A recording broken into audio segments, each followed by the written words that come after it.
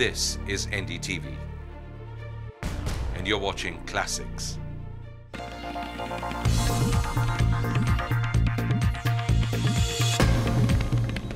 Hello and welcome to Walk the Talk. I am Shekhar Gupta and I must not waste any time introducing my guest this week to you, former Secretary of State Madeleine Albright. What a special privilege to have you on Walk the Talk. A pleasure to be with you, Shekhar. A rare appearance on Thank you. Indian television. I am so grateful to you, you found time. Very glad. I know you keep a punishing schedule. Well, I trained as Secretary of State for my current life, which is also a pretty crazy schedule, to have a chance to be with you and your viewers. Thank you very much, because I was reading, you said someplace that one good thing about not being a Secretary of State any longer is that you can tell more to your interviewers. It's true. I can actually answer the questions. Now, coming to India, you keep coming to India. I was reading stuff about you. And one of the most fascinating things and all that is that your father, John Corbell, he worked on Kashmir many years ago. So tell us a little bit about what you heard from him, right, and how you became familiar with what is the most problematic issue here for 6 decades. Well, my father was a Czechoslovak diplomat, and in early 1948, January 1948, he was ambassador, the Czechoslovak ambassador to Yugoslavia, and then he got another diplomatic assignment, which was to be the Czechoslovak representative on the new commission on India and Pakistan to do with Kashmir. And then in February 1948, there was the coup in Czechoslovakia, and yet especially the British wanted my father to continue on that commission, because with a coup in Czechoslovakia, they probably would have named a communist in his place. Right. And so it was better to have a democratic representative, and my father became chairman of the commission.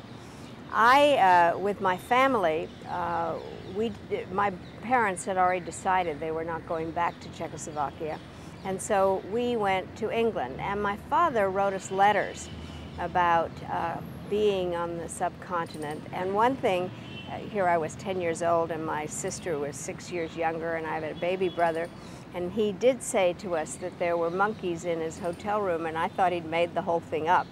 But now that I see monkeys all over Delhi, I can see. But he talked about Kashmir as the most beautiful place. He got very involved in the situation.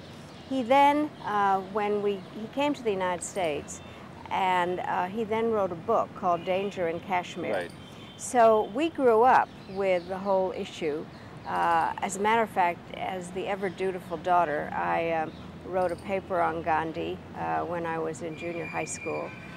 We went around the house, all of us like this, and had a great affection for the region. But the thing that I say often as a sign of the difficulty of the issue is that my father is dead, I am old, and the Kashmir issue is still there as a very serious problem. In fact, that's what I was going to ask you. Would you have anticipated this problem will remain for 6 decades, and God knows for how long? And he called it a dangerous place when there were no nukes. Right.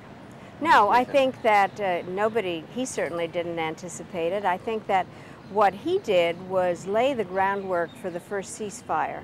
Then Lester Pearson from Canada took over.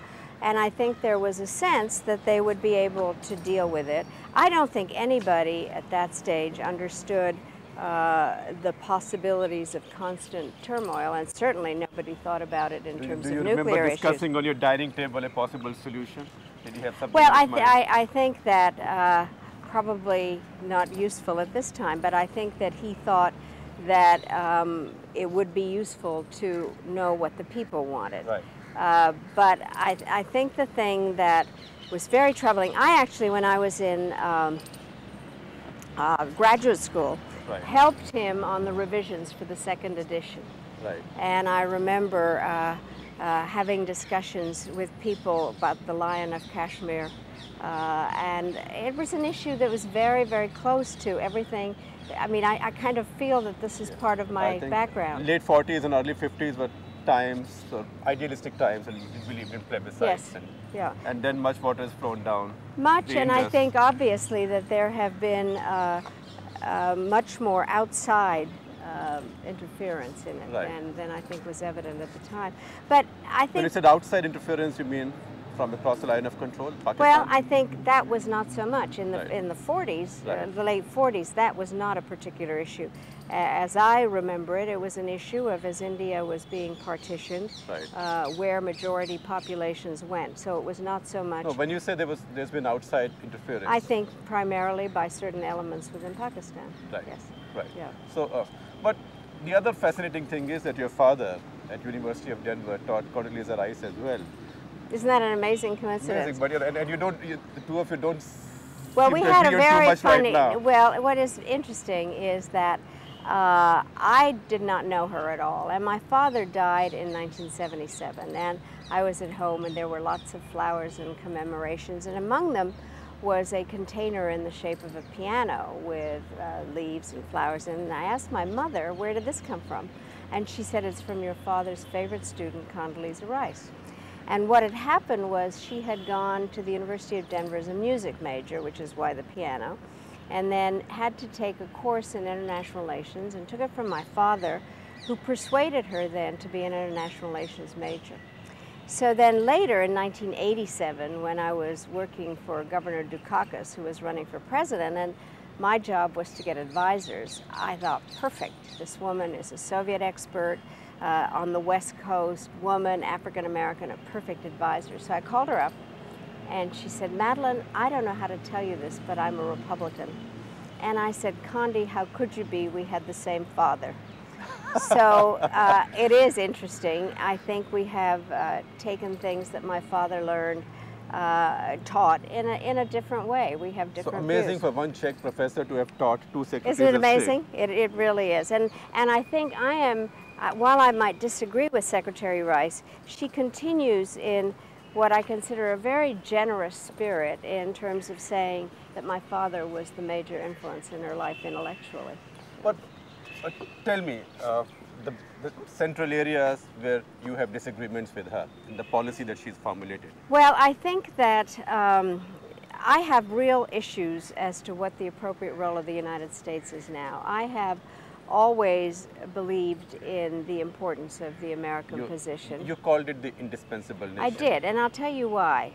Some people didn't like that, but Right. I felt that after the Cold War, Americans needed to understand that we could not withdraw from the world entirely. And so, I don't know if you remember this, but there were discussions about a peace dividend and that people would not, the U.S. didn't have to be involved in issues. And I felt, as much as anything, that the American people had to be motivated to understand that because we were so rich and had such a, well, so many things to offer, that we couldn't withdraw behind our own borders, that we were indispensable in Right. solving problems.